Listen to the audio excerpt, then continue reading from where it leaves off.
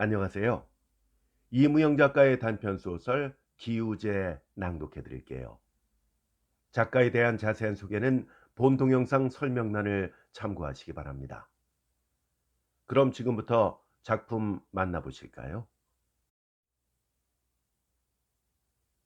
기우제, 이무영.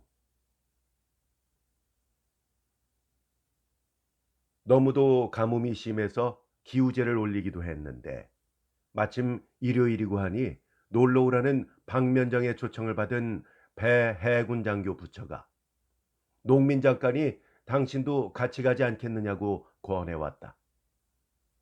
나도 내 아내를 동반하고 방면 기우제 장소에 이르니 뜻밖에도 논 가운데 있는 우물가였다. 내가 지금까지 보아온 기우제는 대개 산 아니면 천변이었던지라 까닭을 물었더니 박면장이 다음과 같은 이야기를 들려준다. 이 안에 나오는 사람의 이름은 박면장과의 약속을 지키기 위해서 위에서와 아래에서 한 자씩 따서 지은 가명이다. 그 이야기는 이렇게 시작된다. 칠보 영감은 그러지 않아도 쥐꼬리만한 여름밤을 길에서 갈팡대다가 세우고 말았다. 먹지도 못한 늙은 몸으로 밤낮 열흘을 두고 판 우물바닥에 물이 비치기 시작도 했지만 깊은 산골 여기저기서 물방울을 주워다가 실에 꿰다시피 해서 모아진 대줄기만한 물고나마 밤사이에 도적을 맞는 것만 같다. 돌 사이를 흘러내릴 때도 물소리조차 낼 줄 모르는 신신치 않은 물줄기요. 온종일 괴인대자 쩍쩍 갈라진 논 균열 틈으로 스며들어가고 말 그런 신푼형스러운 돌창물이었지만 칠보 영감한테는 칠순에 얻은 막내 자식만큼이나 귀여웠던 것이다. 거기다가 열흘 동안이나 밤을 낮삼아 파도 뽀얀 먼지만 폴싹폴싹 나던 논고 우물바닥에 바위가 하나 툭 튀어나오더니만 신란만큼 벌어진 틈새에서 물기가 비치기 시작한 것이다. 물이다! 물고가 터졌다! 영감은 그리 넓지도 못한 우물 속에서 활개를 치며 좋아했었다. 물줄기라야 돌 틈새에서 빚어나온 소위 도로줌이었건만 물에 줄인 영감의 눈에는 그것이 용솟음을 치면서 흐르는 물처럼만 느껴지는 것이었다. 야, 물이 난다. 물이 났어. 돌에 촉촉하니 묻은 물기를 손가락에다 찍어다 보고는 미칠 듯이 좋아한다. 그는 자기도 모르게 길길이 뛰다가 또 만져보고는 뛰었었다. 그때 마침 덕만이는 저 아래 서마지기 다랑이 논둑에 앉아 있었다. 논바닥은 흡사 거북의 등 같았다. 환갑 노인들도 이렇듯 지독한 가뭄은 난생 처음이라고들 했다. 그러고 보면 60년 내에 지독한 한발인 셈이었다. 이런 젠장할 놈의 하늘이 있단 말인가? 고양이처럼 먹고서 소처럼 일평생 일만 하는 우리 농꾼네가 뭘 잘못했다고 이런 죄를 준단 말인고. 그래, 하느님인지 뭔지는 오줌도 안 누고서 안다든가. 본시 우락부락한 덕만이기는 했다.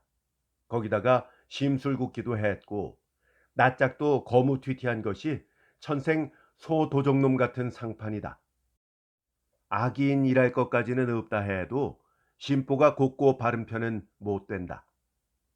말끝마다 생입을 잘 놀리기로 이 근동에서는 이름난 덕만이다.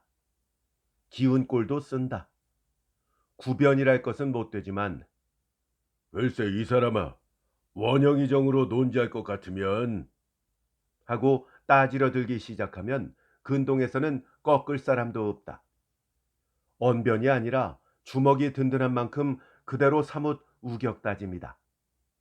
그러나 덕만이가 이렇듯 하느님께 못된 욕을 한다고 해서 덕만이만을 나무랄 사람은 없다. 입이 험해서 말끝마다 하느님한테다 입에 못 담을 생입도 벌리고 욕지거리도 하기는 하지만 쩍쩍 벌어진 논바닥과 새들새들 마르다 못해 이제는 돌돌 말리기 시작하는 벼 잎새를 보고 그런 농군 치고서 하느님을 원망하지 않을 사람은 없다. 이 빌어처먹을 하느님인지 뭔지가 우리네 농군들하고 무슨 대천지 원수가 줬다는 겐고?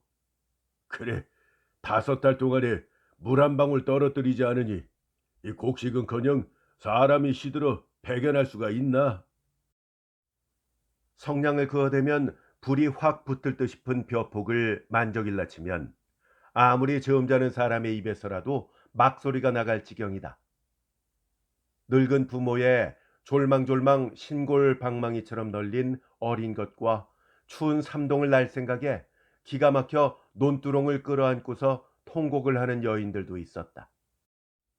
먹지를 못해서 대가지처럼 빼빼 말라가는 병든 손자놈을 부둥켜 안고 울 듯이 노랗게 탄 벼폭을 쥐어뜯으며 뒹구는 늙은 농부도 있었다. 이놈의 세상이 어찌 되려고 이러는고? 관리라는 놈들은 노략질만 해야 되고 하느님은 비 한 방울 안 주시고. 안 되면 조상의 탓이라고 막다른 골목에 가서는 누구나 한 번씩은 관리를 욕해보는 것이었다. 난시인지라 그 많은 관리 중에 덜어는 나쁜 짓을 하는 축이 있다고 하겠지만 악에 바친 백성들의 눈에는 착한 관리보다도 나쁜 관리만이 눈에 뜨인다. 아니 그래? 미국서 몇천 원에 들여왔다는 거름을 6만 원씩이나 받아먹어? 쥐길 놈은 모두가 장사치들 농간이지 뭔가. 이런 비난을 듣게도 된 것이 거름값이 정말 예상했던 것보다 무척 호되었기 때문이다. 아니, 비싸건 싸건 간에 줄 때 주기나 해야 한단 말이지. 우수 경칩 때부터 말만 준다 하고는 초란이 대상 물리듯 밀어만 내더니만 지금 와선 매라고? 없는 보리를 내야 한다고? 실업의 잡놈들. 그래, 면소 서기 녀석들은 보리를 땅에서 파내는 줄 안다든가. 농사가 안 되었다고 나란 일을 중단할 수는 없는 노릇이어서 갖은 세금이 나가고 청년단이다 무슨 회비요 무슨 출염이다 눈코 뜰 사이 없이 받으러 다니니까 또 욕질이 나오고 하늘을 원망케 된다. 농꾼들의 하느님이란 곧 나라님이라는 뜻이 많으니 얼핏 들으면 사상이나 나쁜 것 같지만 사상이 나빠서라기보다도 한 입버릇이다. 이렇듯 입 가진 사람이면 다 한마디씩 원망하는 하느님한테 생입 한번 벌리지 않고 그저 묵묵히 일만 하는 늙은 농부가 있으니 그가 바로 상앗골 칠보 영감이다. 아무리 윤달이 들었다고는 하지만은 단오가 지나고 유두가 지나고 7월달이 내일 모레고 보니 이제는 비 아니라 황금이 쏟아진데도 반가울 리 없건만 오직 칠보 영감만은 그래도 하늘을 믿고서 잠시도 쉴 줄을 모른다. 하느님이 백성을 굶겨 죽이는 법은 없느니 비가 안 오시는 것도 사람들의 인심이 악해져서 그게 미워 그러시는 게지. 어느 손가락 깨물어서 안 아픈 손가락 있다든가. 칠보 영감은 사람들의 생입과 욕설에는 귀도 기울이지 않고 새벽이면 벌써 빈 지게에 달아 빠진 호미와 괭이를 얹어가지고 토산 기슭으로 올라가는 것이다. 해방 후 전국의 산이 배꼽친 중해머리가 되었지만 이 토산에만은 아직도 나무가 남은 골짜기 있었다. 이 골짝 밑이 바로 세목골이 진 들이 되었고 이 세목골난 맨 꼭대기에 칠보 영감이 벌써 30여 년째나 붙이는 단마직이 천수답이 있었던 것이다. 5월달까지는 칠보 영감은 맏아들인 장보기와 함께 퇴비 마련에만 고비 끼어서 하늘을 원망할 겨를도 없었다. 지금 세상에 개똥을 줍는다고 비웃는 사람들도 많았지만 칠보는 아니 그래. 옛날 개똥은 거름이 되었어도 시체 개똥은 거름이 안 된단 말인가? 거 무슨 생각 없는 소리들이여. 이렇게 거들떠보지도 않고 망태기를 메고는 새벽부터 소똥 개똥을 주우러 다닌다. 소똥뿐만 아니라 길바닥에 떨어진 지푸라기 하나라도 그대로 지나치지 않는다. 흙도 썩히면 거름이 되는데 짚이 거름이 안 된다는 건 무슨 소리람? 사실 영감은 봄 내 여름 내 소똥을 모아서 300관짜리 퇴비 더미를 3개나 만들었던 것이다. 그래도 비는 올 염량도 안 먹는다. 해라, 내가 언제부터 하느님만 믿고 살았던가? 칠보는 아침부터 내리쪼이는 마당 한복판에 서서 비구름을 찾아보다가 이렇게 한탄을 하고는 토산부리로 올라갔었다. 그는 온 산을 더텨 보았다. 골짝골짝에 있던 옹달샘도 거의 말라붙다시피 하였고 어떤 샘은 자취도 없다. 칠보는 그 중에서도 아직 물기 있는 샘을 모조리 파기 시작했다. 오두물이라는 옹달샘은 팔수록에 물량이 느는 재미에 반길이나 되게 파헤쳤었다. 그러고 나니 제법 물이 흘러내린다. 이 오두물의 재미를 들여서 칠보는 10여 개를 파헤쳤다. 10여 개의 샘물을 한데 몰 생각이었지만 모이는 동안에 마른 땅이 다 집어먹고 만다. 중창을 한다고 이태째나 모아두었던 석가래와 중방으로 호음을 파기 시작한 것도 칠보의 의견이었다. 빗방울이 모여서 바다도 된다더니 이를 두고 한 말이로구나. 칠보는 제법 쫄쫄 소리를 내가며 흘러내리는 호음통을 들여다보면서 이렇게 만족해했다. 그리고 착수한 것이 논머리의 우물이었다. 물론 건수가 모여서 이루어진 셈이었지만 금년처럼 말라붙어 보기는 처음이었다. 땅속 치고서 물 없는 땅이 어디 있으랴 싶어 맏아들 장보기가 툴툴대는 것을 윽박아가며 우물을 파기 시작했었다. 그러나 며칠 동안은 아버지의 영에 못 이겨 따라다니던 아들은 허리가 결린다고 나자빠지고 말았다. 장보기가 허리가 아프다는 데만은 칠보 영감도 질리지 않을 수 없었다. 저 6.25 때 빨갱이 놈들한테 끌려가서 갈비뼈까지 분질려 가지고 돌아왔던 것이다. 장보가, 그럼 너는 가 쉬어라. 애비가 혼자 팔 때까지 파볼 테니까. 칠보는 슬프게 대답하였다.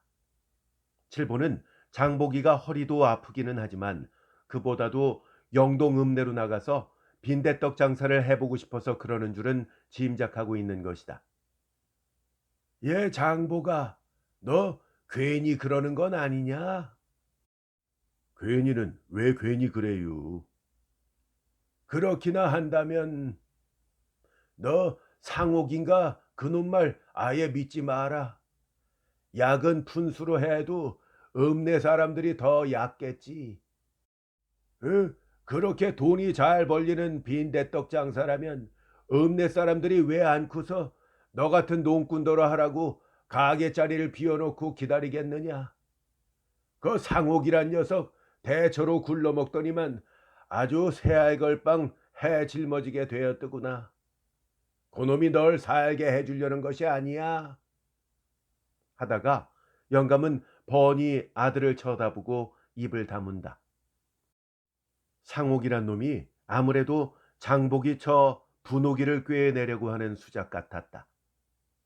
상옥이란 어려서부터 대전으로 천안으로 대처로만 굴러먹어서 깨일 대로 깨인 녀석이다. 입에다 침도 안 바르고 거짓말만 젤젤하고 다닌다고 저의 아범도 지청구를 대하는 터다. 장복의 아내, 즉 칠보 영감의 며느리 분호기가 예쁘장하니 생긴지라고 녀석이 눈독을 들이는 게 분명했다. 그러나 아비로서 이런 말이야 어찌 자식한테다 할 수 있으랴. 영감은 그런 눈치도 못 채고서 빈대떡 장사를 하겠노라고 출석되는 자식한테 분한 생각보다도 밉살스러운 생각이 앞을 서는 것이었다.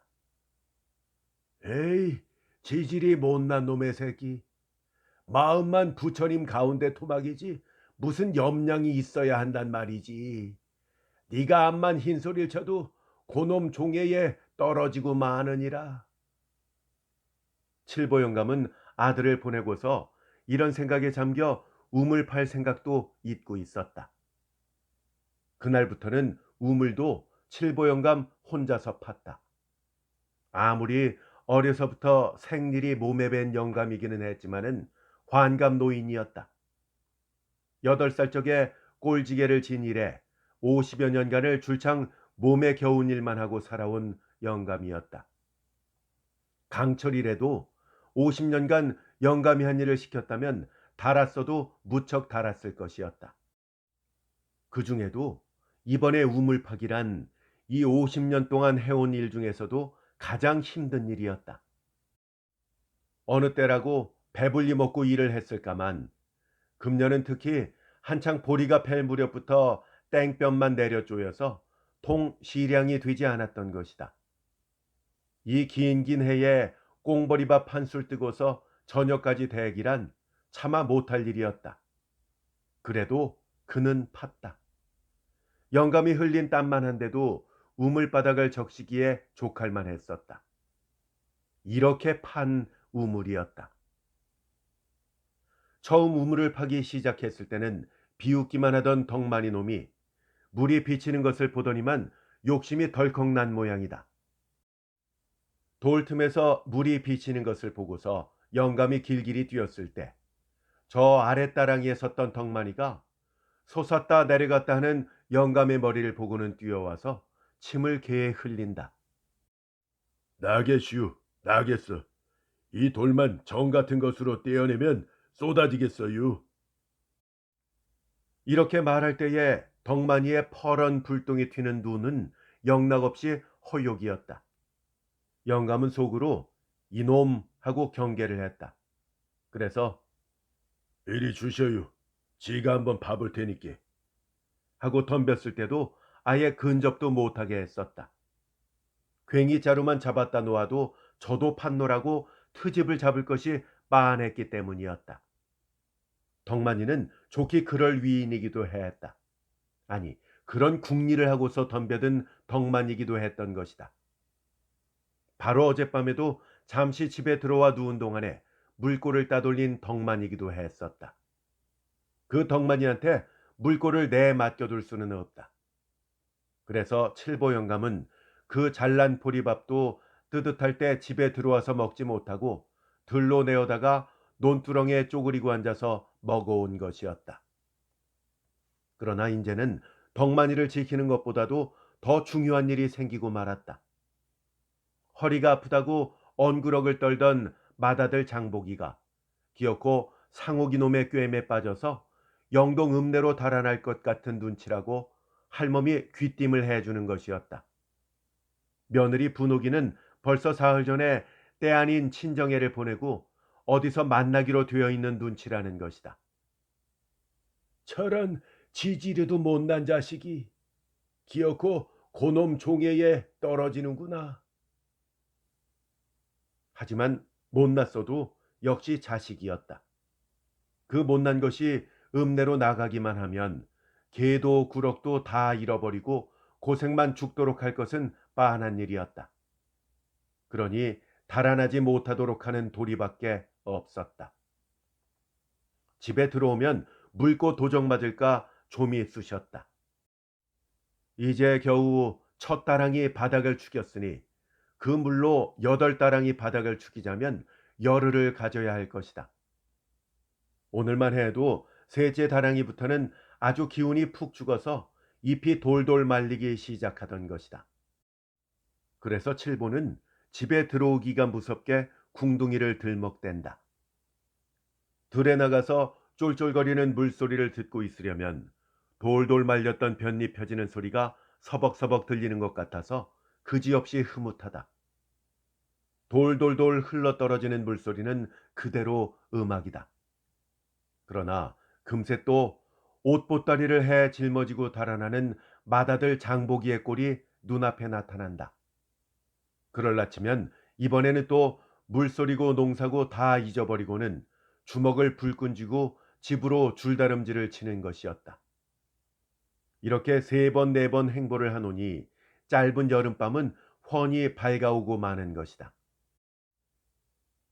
칠보 영감이 우물을 파기 시작한 지 열흘째인가 되던 날 새벽이었다. 영감은 논두렁에서 돌을 벤 채 깜빡 잠이 들었던 모양이었다.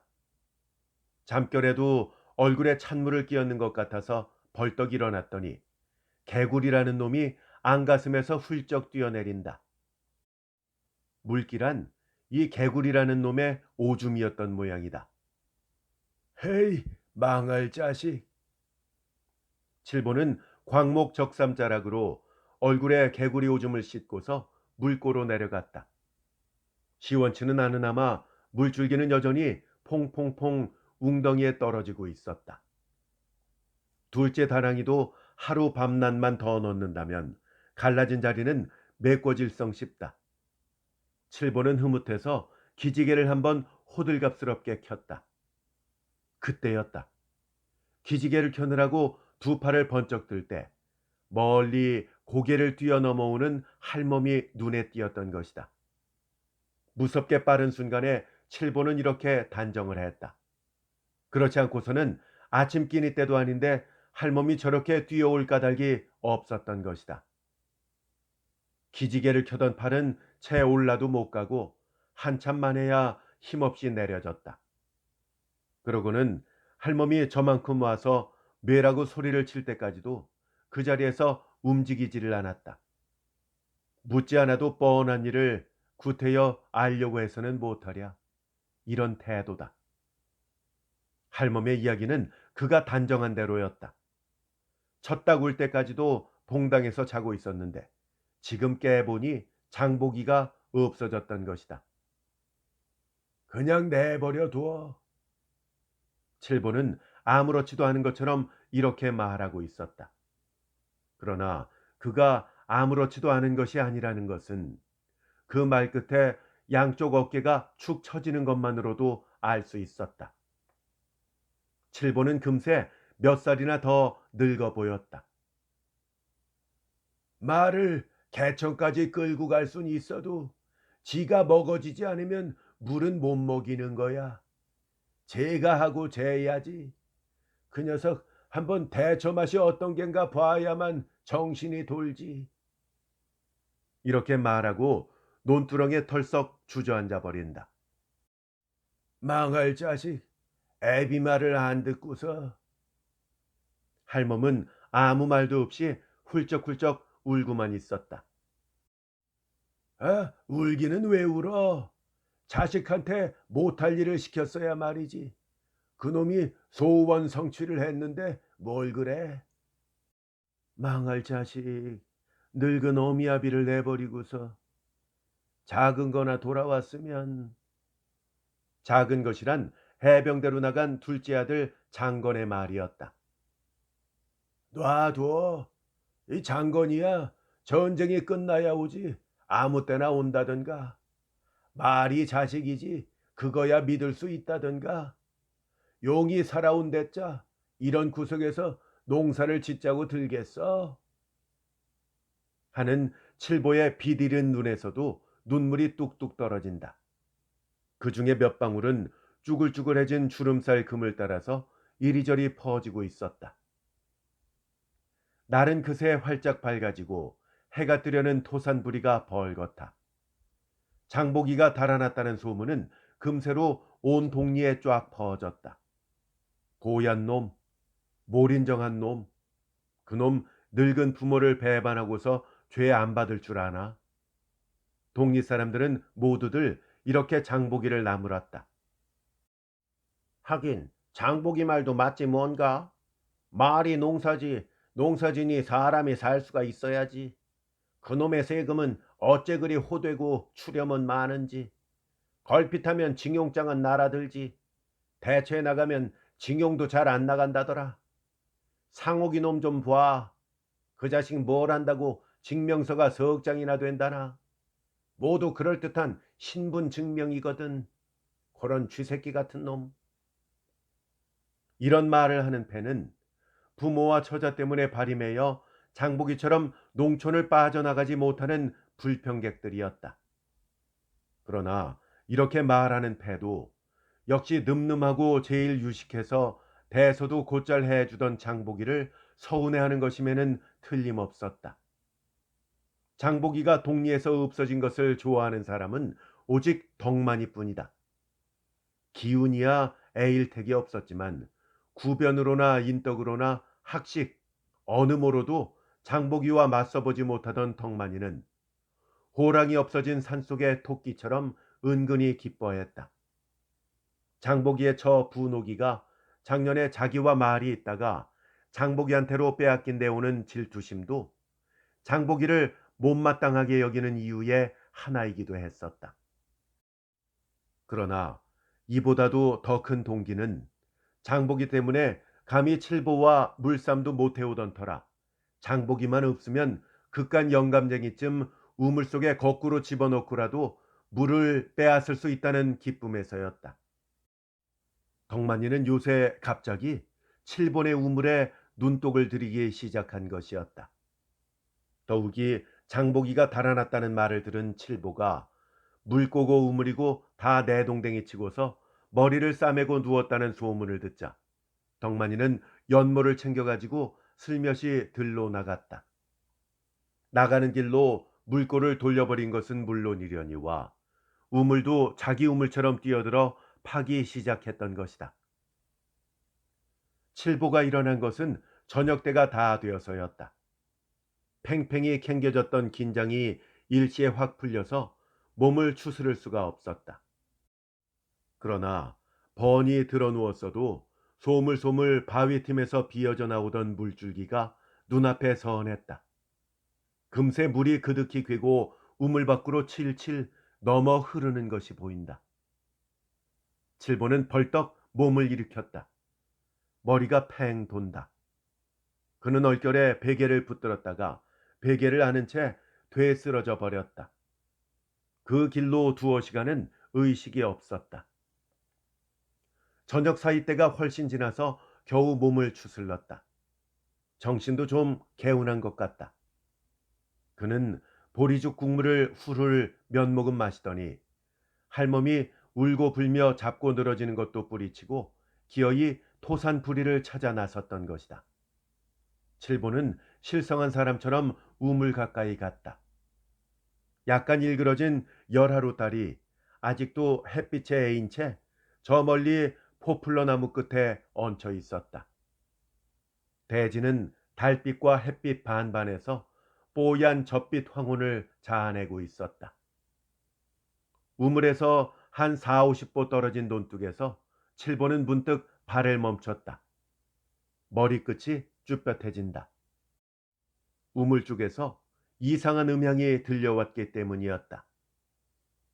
장보기 놈이 돌아왔나? 버뜩 그런 생각이 든다. 칠보는 그런 말을 들은 것처럼은 생각이 된다. 아까 한창 정신없이 휘갑을 칠 때 얼결에 장보기가 왔느니 어쩌니 하던 소리를 꼭 들은 것만 같다. 듣고서도 워낙 경황이 없어서 잊은 것처럼 생각이 되는 것이었다. 장보가, 장보가 하고 불러대며 칠보는 우물가로 달려갔다. 가슴이 몹시 뛰었다. 그러나 칠보가 우물 속에서 발견한 사나이는 장보기가 아니었다. 반가움과는 거리가 먼, 아니 정반대인 덕만이 놈이었다. 덕만이는 파기에만 열중해서 칠보가 나타난 것도 모르고 망치로 돌을 깨고 있었다. 이 죽일 놈! 칠보는 머리가 아찔해짐을 깨달았다. 온 전신의 피가 머리로 끌어올라오는 소리가 들리는 것 같다. 천하의 원, 이 날도적 놈! 칠보는 발을 굴러대며 고함을 쳤다. 그제서야 덕만이는 고개를 벌렁 젖혔다. 몹시 놀라기도 했겠지만 고개를 젖히는 통에 디뎠던 돌이 툭 퉁그러지며 빛이 난다. 칠보는 그제서야 바닥에 물이 흥건히 괴인 것을 발견했었다. 물을 본 순간의 기쁨, 그 순간의 감격은 무서운 증오와 분노로 변했다. 이놈아, 이리 썩 못 나오느냐? 샘 파주는데 왜 욕지거리예요? 덕만이도 허리에다 두 손을 짚고 맞섰다. 이놈아, 누가 널 보고 샘 파달라든? 네 마음속을 내가 못 들여다보는 줄 아니? 남이 다 파놓은 샘 가로채자는 심보잖아. 아니, 그럼 이 샘물 혼자만 쓸 줄 아오? 농꾼한테 네 물 내 물이 어딨어? 네 샘 내 샘은 어딨고? 그래, 장복 아버진 해나 달도 내 것이라고 그럴 작정이요? 잔말 말고 나와 이놈아. 못 나가. 어쩔 건데? 아이 이놈이 장보기가 없다고 대번 이수작이로구나. 하고 때릴 것을 찾듯이 사방을 휘돌아보는데 묽고 돌려놓은 떼장이 눈에 썩 들어왔다. 칠보는 이가 다다닥 맞췄다. 허, 이놈 봐라. 그 가진 고생을 해서 만들어 놓은 물을 싹 돌려놔. 이런 원 날도적 놈. 하고 욕질을 하며 칠보는 뛰어가서 물꼬를 되돌렸다. 물꼬를 돌리고 돌아오니 덕만이도 우물 밖에 나와 있었다. 애기 고연놈, 맘자리를 그렇게 쓰면 못 써. 맘자리가 어떻단 말이에요? 농사꾼이 물 탐내는 게 그렇게 나쁜 짓이요? 농사꾼이 물싸움하다간 살인도 난대요. 사람을 죽여도 옛날엔 살인죄로도 안 갔대요. 이 한마디에 칠보는 기가 푹 죽고 말았다. 덕만이가 자기를 죽일까 봐서 겁이 나서는 아니었다. 농사꾼이 물 탐내는 게 뭐가 나쁘냐는 한마디가 농산일로 잔뼈가 굵어진 칠보의 가슴을 쳤던 것이다. 이 한마디는 늙은 농부의 눈속을 뜨겁게 했다. 아니, 이 한마디는 천수답을 안고서 허덕된 그의 일생의 슬픔을 한꺼번에 폭발시켜 주었던 것이다. 덕만이 내가 잘못했네. 칠보는 기운 없이 덕만이 앞에 머리를 숙였다. 그리고 자기도 모르게 그의 손을 잡자 걷잡을 새도 없이 그냥 눈물이 쏟아지던 것이었다. 덕만이 내가 잘못했네. 내가. 난 자네를 전부터 좋게 보지 않았었네. 내가 잘못이었어. 자네가 우락부락하고 욕심이 많은 사람이라고만 봐왔었거든.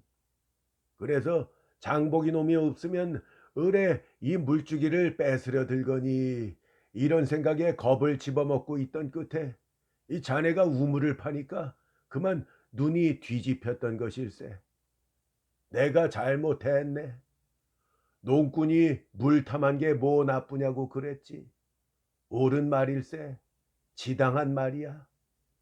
자기 손으로 꽂은 벼폭이 저렇게 말라 죽는 걸 보고서도 빈대떡 장사를 함내 달아난 장보기 놈한테다 어찌 자네 같은 농꾼을 비할까만. 세상 사람이 다 뇌라고 그래도 자네는 장하네 장해. 자 들어가세. 나하고 함께 우물을 파세. 자네가 되면 대수요 내가 되면 대수인가. 자 이리 오게. 칠보는 이렇게 말하며 주먹으로 눈물을 씻고 있었다. 칠보는 덕만이의 팔을 부쩍부쩍 잡아당기고 있었다. 칠보가 우물을 파기 시작한 지 보름째 되던 날도 태양은 악에 바친 듯이 아침부터 봄볕을 내리 퍼붓고 있었다. 정월 금음께 때 아닌 폭우가 연사흘이나 퍼부은 이후로 만 5달 동안 가랑비 한 올이 내리지 않았었다. 칠보는 할 수 없이 아래로 네 다랑이는 호미모를 꽂았었다. 그나마 만항이었다. 농촌에서는 이날이나 내일이나 하늘만 쳐다보았다. 날이 조금만 무더운 기운이 돌아도 온 동리가 가래에 삽에 괭이 심지어는 호미까지 챙기고서 대기를 했다. 그러나 새해령만 되면 언제 무더웠더냐는 듯이 초가을다운 선선한 기운이 획 무더운 길을 걷어치운다. 인제 다 죽었네 하느니 이런 소리뿐이었다. 젠장, 3년 가뭄에 비 안 오는 날 없다더구먼. 이건 반년이 되도록 빗방울 한 번 안 오니 이런 놈의 날씨가 있단 말인가. 정말 반년 동안에 가랑비 한 올이 내리지 않았었다. 말라 비틀어지는 것은 비단 곡식뿐이 아니었다. 가뭄 잘 타는 떡갈나무는 단풍이 아니라 떨어지기 시작하고 있었다. 필기처럼 돌돌 말린 풀잎은 뿌리만이 겨우 수분을 유지하고 있는 형편이다. 불만 그어대면 땅덩이 전체가 그대로 불바다가 될 형편이다. 식물뿐 아니다. 인간이고 짐승이고 시들 대로 시들었다. 상아골 향나무 및 돌우물이라면 근동에서도 맛 좋고 물 흔하기로 이름난 우물이었다. 그 우물도 밑바닥에 드러나는 것이다. 상아골 40여 호 중 두 집 걸러 한 집 평균은 되던 우물이 다 바짝 말라붙어서 상아골 동리 전체가 이 돌우물로만 몰려들었던 것이다. 식수 걱정만은 모르고 살던 동민들도 도시처럼 밤을 새워가며 줄을 지어 물을 깃지 않으면 안 되었다. 그날도 칠보는 먼동이 트기 전부터 덕만이가 마련해온 정과 망치 외에도 곡괭이, 삽, 삼태기 등을 지게 소쿠리에 담아가지고 우물로 나섰다. 덥기 전에 한참 파보자는 것이다. 우물 근처에 가까이 가니 벌써 쿵쿵 돌 울리는 소리가 난다. 덕만이가 벌써 나와 있는 모양이었다. 벌써 왔는가? 칠보는 이렇게 덕만이한테 인사를 했다. 예, 벌써 못하러 나오세요. 자넨 나보다도 먼저 나오고서 그러나. 저희들 젊은 놈들이야 뭐. 젊은 사람이라고 다 일하기 좋아한다던가. 장보기 같은 녀석도 있다네. 칠보는 또 자식 생각이 앞선다. 너무 상심 마세요. 인제 오겠죠 뭐. 오거나 말거나 꼭 제 자식이라야 자식인가? 입에 발린 소리가 아니었다. 칠보는 심술도 굳고 상스럽기는 하다 해도 지금의 그에게는 덕만이가 친자식인 장보기보다도 몇 곱절 친근한 정이 쏠리는 것이었다. 이것은 어려운 말로 한다면 생활 감정의 완전한 교류였다.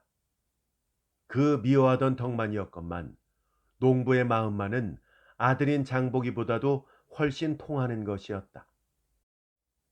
생각이 같고 욕심이 같고 목적이 같은 두 농부는 찬 보리밥 한 덩이씩으로 그 무서운 노동을 하면서도 역시 즐거울 수 있었던 것이다. 덕만이, 예, 자네 아예 장보기 놈 같은 생각을 갖지 말게. 사람의 마음이란 한번 빛나기 시작하면 휘어잡을 수가 없는 법이야. 내 자식이지만 장보기 녀석은 인제 아주 버렸네. 농군의 자식으로 태어난 녀석이 농사의 재미를 모르고야 어떻게 농촌에 붙어 있을 수 있겠는가? 사람이란 이해 타산만 가지고 사는 건 아니니 일하는 재미에 사는 게지. 갈고 쓸고 거름을 지르고 씨를 뿌리고 씨를 뿌리면 뾰족뾰족 싹이 내솟는 그 재미에 사는 거야. 제초를 해보지. 며칠 안 가서 벌써 곡식 포기가 다르거든. 수분이 적어서 시드는 곡식에 물을 한번 주어보지. 정신이 번쩍 나서 생기가 돌지 않던가. 그것을 보는 재미에 일하는 게지. 누가 이 물을 주면 쌀이고 콩이 몇 톨 더 나느니라. 그런 이해타산을 하고 물을 주는 사람은 없는 게야. 그런 사람이야 있지. 뭐 있긴 하지만 그건 진짜 농사꾼이 아니야. 장사꾼이지. 장사하던 사람으로 진짜 농군이 된 사람 본 일 있던가? 안 되느니. 금광하던 사람으로 농사 짓는 사람 보았는가? 할 수 없는 신세가 되면 농사라도 짓는다고 덤벼보지. 하지만 1, 2년도 못 가서 때없느니 우리 장복이란 놈 두고 보게나. 내 자식이지만 그 자식 버렸네. 그놈이 계집의 얼굴을 팔아서 빈대떡 장사로 억만 원을 번다기로니 그게 사람 값에 가나. 그건 일이 잘 된 때도 따분한 신세가 돼서 농촌으로 다시 기어들기로니 그 자식 농사 지을 줄 아는가? 또 달아나지. 자네 아예 농꾼의 마음을 버려서는 안 되네. 예. 칠보 영감은 띄엄띄엄 이렇게 덕만이를 구스르고 있었다. 사실 그는 지금 덕만이한테 친자식한테보다도 훨씬 더 은근한 정이 쏠리는 것이었다. 입에 발린 말이 아닐세. 이 다음 내가 죽는 날에는 내가 붙이던 이 땅떼기도 덕만이 자네를 주면 주었지 그놈 안 주네. 장복이 놈 주었댔자 이 땅 버리고 말 걸세. 버리자니면 팔아먹거나. 칠보는 이런 소리도 했었다. 그날의 노동이란 연모도 맞지 않는 그들에게는 실로 몸에 겨운 노동이었다. 정일해야 끝 부러진 끌 토막이다. 말이 망치지 못 쓰게 된 도끼였다. 밥티로 새를 잡다시피 하는 석수장이들 앞에 아름드리 큰 바위가 나타났던 것이다. 그런 바위가 두 개였다. 바위와 한쪽 바위를 자리만 떼어 놓아도 물길은 틀 것 같았다. 틈새로 스며나오는 물 기세로 봐서 이 바위만 드러낸다면 큰 물줄기가 뻗칠 것은 이제 더 의심할 여지도 없었다. 저녁 때가 거의 되었다. 오늘은 그만 가시지요. 저도 오늘이 아버지 제사라서 그만 좀 가봐야 되겠어요. 하고 덕만이가 쟁기를 챙기면서 허리를 편다. 글쎄, 나도 그만 내려갈까? 그러세요. 노인네가 너무 과로하셨다가는. 그럼 일어나지. 하면서도 칠보는 꽤 많이 쌓인 흙더미를 내려다 본다. 오늘 이 흙더미만은 저재놓아야 내일 일이 될 것 같았지만 덕만이가 제주로 막걸리 받아다 놓은 것도 있다면서 한사코 끄는 바람에 칠보도 따라 일어섰다. 그들은 곧장 덕만이네로 갔다. 마침 밀적을 붙이는 길이어서 막걸리에다 두 소당을 먹고 나니 저녁 생각이 없다. 그래서 집에 잠시 들러서 저녁을 잘 먹었노라 이르고는 그 길로 곧장 토산부리로 올라오고 말았다. 인제는 물꼬를 돌려댈 덕만이도 아니요. 도망갈까봐 지켜야 될 자식이 없어진 터고 보니까 마당에 모기 뿌리나 놓고 이야기나 주고받아도 좋으련만 그래도 칠보는 궁금증이 나서 견딜 수가 없었다. 그런 사람은 아니지만 옆다랑이 윤첨지가 심통을 부릴지도 모르겠다 싶기도 했거니와 우물에 물이 좀 괴지나 않나 하는 궁금증에 조바심이 난 것이다. 요새는 또 여우도 먹을 것이 없어서 미친 개처럼 낮에도 산에서 내려오는지라 그놈들이 싸다니다가 물바지홈을 건드리지나 않나 하는 것도 걱정 중에 하나다. 우물로 오니 아직도 날은 훤하다. 칠보는 담배를 한 대 피우고서 시적시적 또 이를 손에 잡았다. 호미로 극적이다 보니 아까보다도 물기가 한결 풍긴다. 그 새에도 제법 두어 바가지는 되게 물이 괴기도 했다. 그것을 보고는 그대로 있을 수가 없었다. 칠보는 다시 연못을 가지고 내려가서 우선 파놓은 흙을 전내기 시작했다. 세 다리가 휘청대는 것은 세 다리가 약해서만도 아닐 것이었다.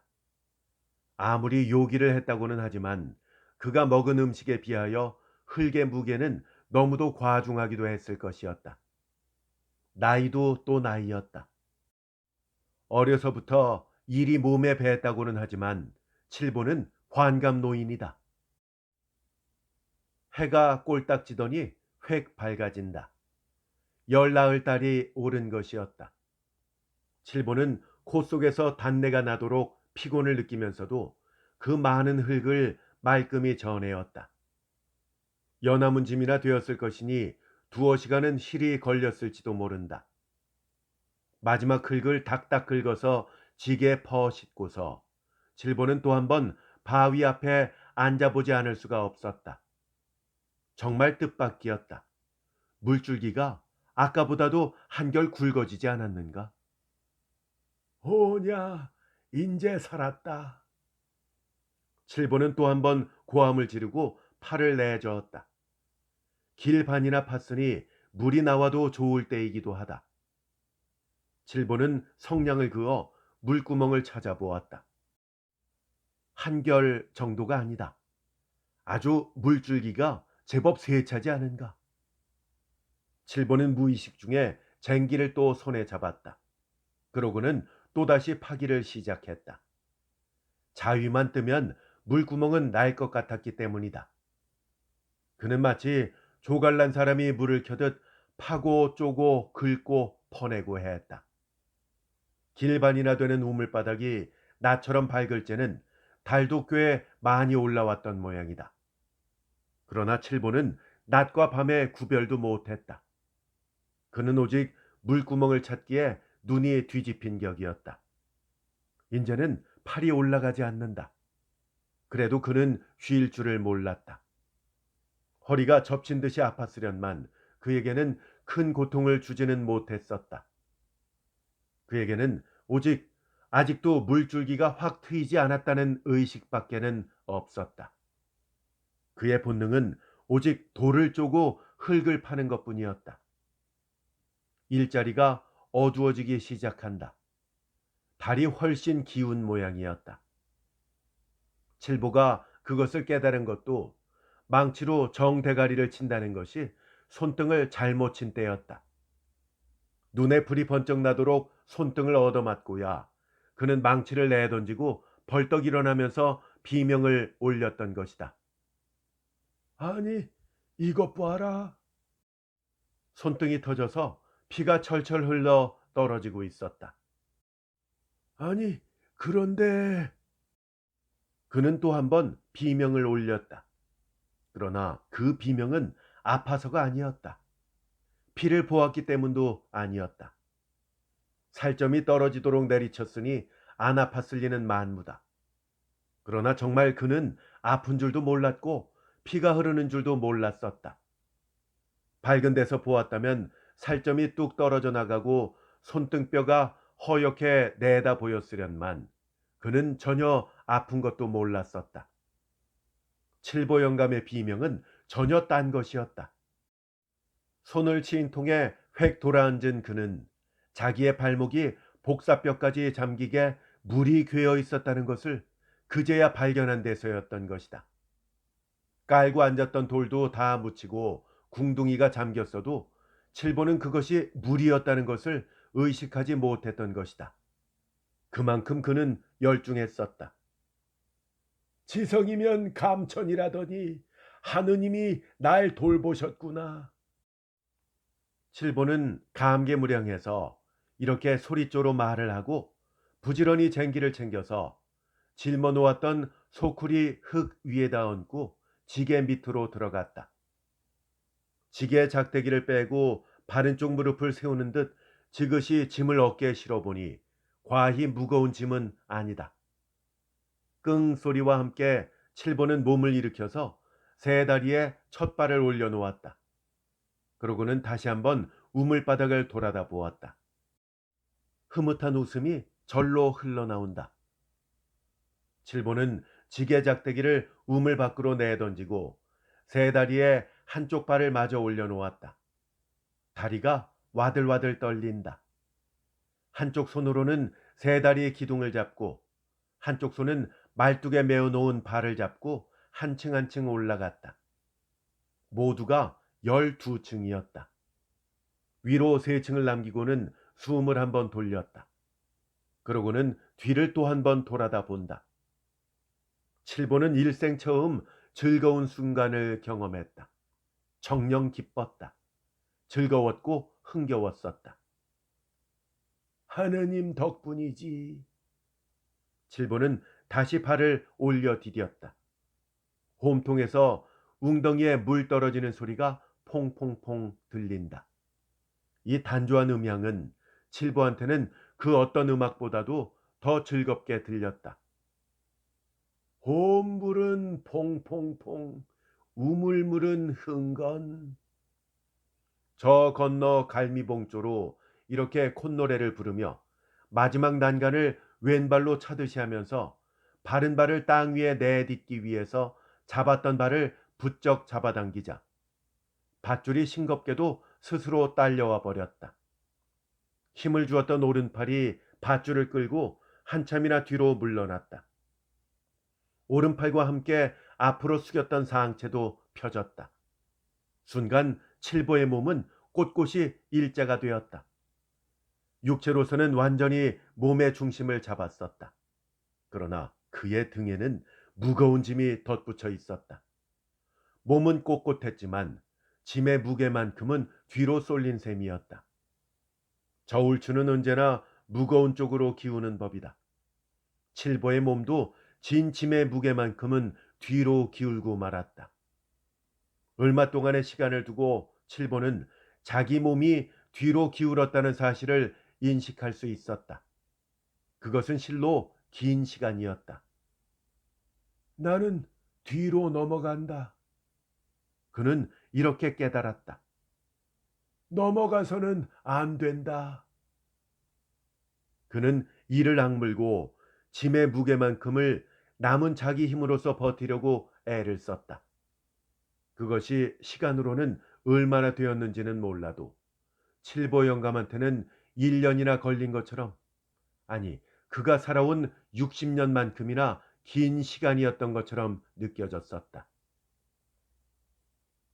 이튿날 이른 아침 덕만이가 우물을 찾아왔을 때 물은 반길이 넘게 괴어 있었다.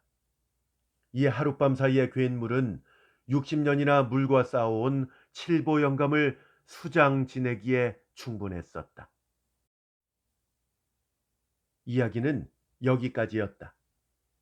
우리는 원두막에서 수박을 먹으면서 이 이야기를 듣고 나서 배형의 부인이 그래, 그 뒤 장복인가 하는 그 아들은 어떻게 됐나요? 하고 물었다. 영감이 용하게도 알아맞혔지요. 아내를 빼앗겼어요? 네, 저희 아버지 장사에도 못 왔어요. 그 뒤 석 달 금음깬 거지처럼 하고 덜렁 들어왔더니만 금세 또 나가서 여태껏 안 들어오는군요. 지 아버지 1년상이 며칠 안 남았으니까 설마 그날이야 돌아오겠죠. 그럼 그 농토는요? 하고 이번에는 내가 물어보았다. 아참, 내가 그 이야기를 한다는 게 그 농토는 정말 덕만이가 붙이고 있어요. 우리가 이런 이야기를 하고 있는데 박면장은 마침 원두막 쪽을 광주리를 이고 오는 한 노파를 가리키며 이렇게 설명해 준다. 저기 오는 저 노파가 바로 그 영감 할멈입니다. 12살인가 된 계집애를 데리고 저렇게 장사를 해서 먹고 살죠. 수박을 받으러 오는 모양이네요.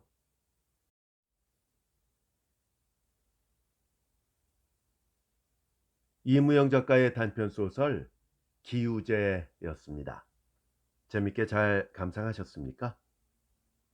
이 작품과 관련해서 역시 이무영 작가의 청개구리, 며느리 함께 들어보시기를 추천드립니다. 그리고 이태준 작가의 단편소설 가운데 농군이라는 작품이 있는데요. 이 소설도 함께 들어보시기를 추천드립니다. 청개구리, 며느리, 농군. 저희 채널에 이미 다 올라가 있으니까 검색해서 들어보시면 되겠습니다. 여러 작가의 수많은 작품들이 이미 올라가 있는데요. 재생 목록에 들어와 보시면 각 작가별로 작품들을 모아둔 것을 확인하실 수가 있을 겁니다. 한번 둘러보시고 아직도 듣지 못하신 작품들이 있다면 꼭 감상해 보시기를 추천드립니다. 구독 신청, 좋아요, 댓글, 알람 설정 부탁드립니다. 끝까지 함께 해주셔서 대단히 감사합니다. 안녕히 계세요.